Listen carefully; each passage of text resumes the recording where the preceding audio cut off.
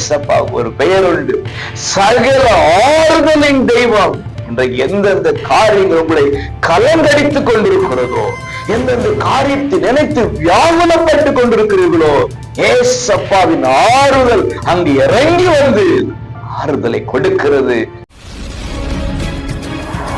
அன்பு உறவுகளே, இயேசுவின் மகத்துவமான நாமத்திலே மனதார வாழ்த்துகிறேன். ஏசப்பா உங்களை ஆசீர்வதிப்பாராக. 2 கொரிந்தியர் 7:4 ஆறுதலால் நிறைந்திருக்கிறேன்.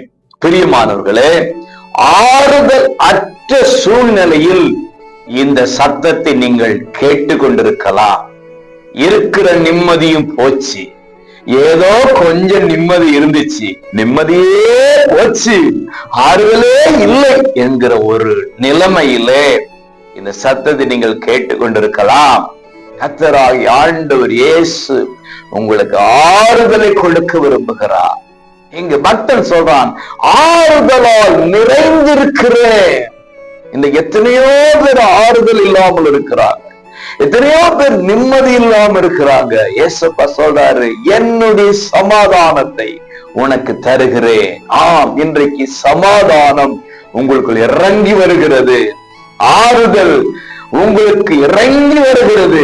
கர்த்தர் உங்களை ஆறுதல் படுத்துவார். ஏசப்பா ஒரு பெயர் உண்டு, சகல ஆறுதலின் தெய்வம்.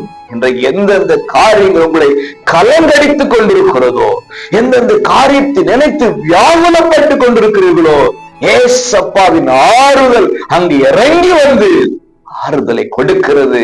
பயங்கள் நீங்குகிறது, ஆறுதலால் நிறைய போகிறீர்கள். God bless you.